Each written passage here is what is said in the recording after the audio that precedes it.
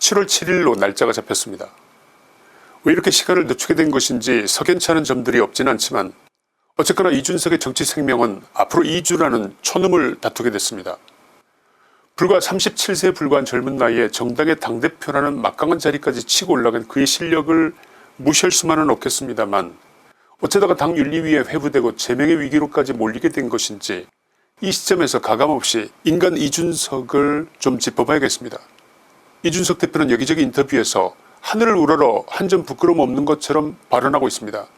성삼납도 없었다. 증거인멸 시도도 자기하고 상관없다면서 모두 부인하고 있는 것입니다. 그래서 말씀인데 혹시 이 모든 것이 이준석에 대한 시기와 질투 때문에 그래서 그를 모함해서 그를 끌어내리고자 하는 일련의 세력 다툼의 과정에서 혹시 이준석이 지금 억울한 일이라도 당하고 있는 것은 아닐까요? 어떻게 생각하십니까? 이준석에게는 여기저기 그를 싫어하는 세력이 적지 않은 것도 사실입니다만 그러나 이 모든 것이 자업자득이라는 평가가 더 설득력 있게 들리는 것은 왜 그렇겠습니까? 이준석이 당대표가 되기 이전부터 당대표가 되고 난 이후까지 그의 지난 과거의 모든 행적들을 좀 가감없이 살펴봐야겠습니다. 3구 대선을 불과 두세 달 앞두고 이준석은 모든 당무를 거부하고 선대위원장직도 그만두겠다면서 핸드폰도 꺼놓은 채 갑자기 사라져버린 그 일 기억나십니까? 그야말로 윤석열 후보 선대위는 멘붕 그 자체였을 것이면 새삼 말할 필요도 없을 것입니다. 그뿐이 아닙니다. 언론에 나가서 자기 당 윤석열 후보를 총질하는 논평을 수시로 하는 등 누가 보더라도 이 사람이 민주당 당대표인지 국민의힘 당대표인지 헷갈리는 언동을 하고 다녔던 사람이 바로 이준석 대표였습니다. 어쩌면 당시 윤석열 후보로서는 상대 후보 이재명이 아니라 이준석이라는 내부의 적이 더 무서운 존재로 떠오르고 있었다고 해도 전혀 과장이 아니었을 것입니다. 여당 후보인 이재명과 싸움다운 싸움도 해보기 전에 내부의 총질 때문에 무너질 판이었습니다. 윤석열 후보로서는 선거를 망치지 않으려면 어쩔 수 없이 이준석을 달래서 봉합할 수밖에 다른 선택이 없었던 것입니다. 그 후 서울에 올라와서 나이로 보면 아버지 뻘은 충분히 될 것 같은 당시 선거대책본부장인 권영세 의원에게 연습 문제를 내줬으니 그 문제를 얼마나 잘 푸는지 보겠다는 식의 말을 했던 것도 기억이 나십니까? 많은 윤석열 후보 지지자들은 어린 것이 해도 너무하네 이런 말을 했던 것도 분명한 팩트 아니겠습니까?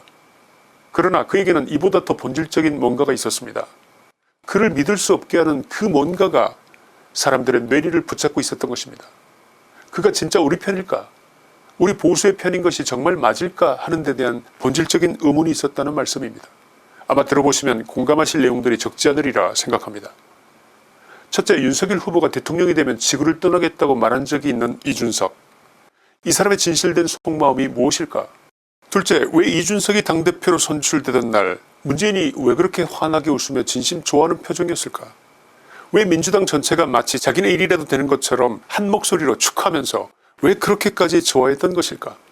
이것을 바라보는 많은 자유우파 국민들은 뭔지 모를 찝찝함과 착잡함 이런 것을 느꼈던 것은 분명한 사실입니다.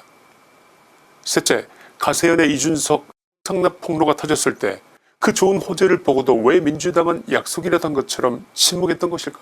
네 번째, 야당의 대표인 이준석은 왜 문재인에 대한 비판에 그렇게 인색했을까? 다섯 번째, 3월 10일 새벽 윤석열 대통령이 당선이 확정되었을 때 이준석의 표정이 왜 그렇게 참담해하는 표정이었을까? 속된 말로 못 씹는 표정이었던 것을 전 국민이 지켜봤던 것인데 그 표정의 의미를 도대체 어떻게 해석해야 하는 것일까? 언론에 드러난 것만으로는 이준석의 모든 것을 다 봤다고 말하는 것은 옳지 않을 수가 있습니다. 그러나 사람이 어려운 일을 당했을 때 그 상황에 대해서 어떻게 대처하느냐 하는 과정에서 진짜 인간 됨됨이가 드러나는 것이 인생사의 진리가 아닐까 생각됩니다. 어쨌거나 지금 이준석 당대표는 자신의 정치 생명이 풍전등화와 같은 상황을 맞은 것은 분명해 보이는데 그가 어떤 사람인지 그의 진면목을 좀 더 알아보기 위해서 그가 윤리위 해부라는 사상 초유의 사태까지 이르게 된 과정을 잠시 정리해 보겠습니다. 가세연은 2021년 12월 27일 이준석 대표가 2013년 김성진 아이카이스트 대표로부터 대전의 한 호텔에서 접대를 받았다는 내용을 폭로했습니다. 첫째, 가세연이 제시한 의혹은 최초 대전지검 수사 자료에서 나온 것이기 때문에 누가 언제 어디서 무엇을 왜 어떻게라는 6가지 육하원칙에 의해서 그 사실 여부가 너무나 명확하게 제시된 점. 둘째, 2013년 8월 15일 아이카이스트사의 의전 담당 김모 씨가 이준석에게 숙소 및 접대 명목으로 130만 원을 사용했다고 그 시점과 금액을 밝혔고 비고란에 모 호텔 룸살롱 가로 열고 접대 가로 닫고 이렇게 써서 장소와 구체적 금액 사용 방식이 적시되어 있었고 이어서 약 일주일 후인 2013년 8월 23일 배움을 나누는 사람들이라는 조직 대표인 이준석에게 900만 원 상당의 화장품 세트를 선물했다는 점. 셋째, 통로비를 했다는 김성진 아이카이스트 대표가 카이스트 출신이며 이준석 대표 역시 카이스트에 입학했던 경력이 있어서 이 두 사람이 가까운 인맥 관계일 수 있다는 추정이 가능한 점.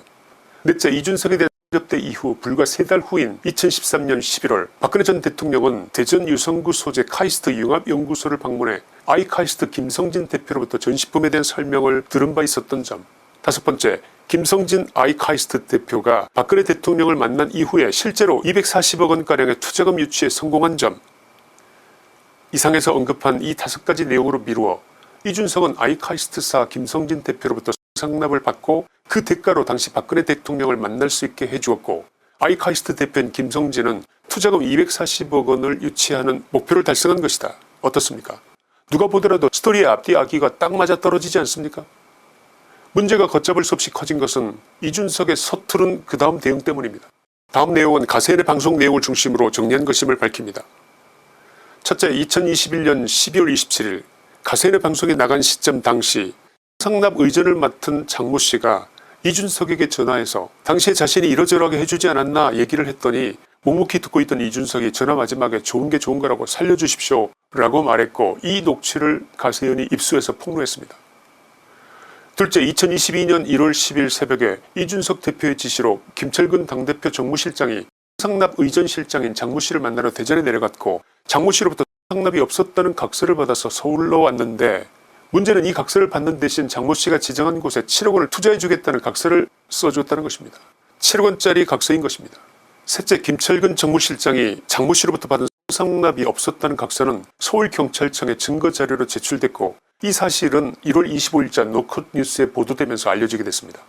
넷째, 장모 씨는 이준석과의 녹음 파일과 김철근 정무실장이 써준 7억 원짜리 투자 각서를 가세인에 보내면서 이 사실 전모가 드러난 것입니다.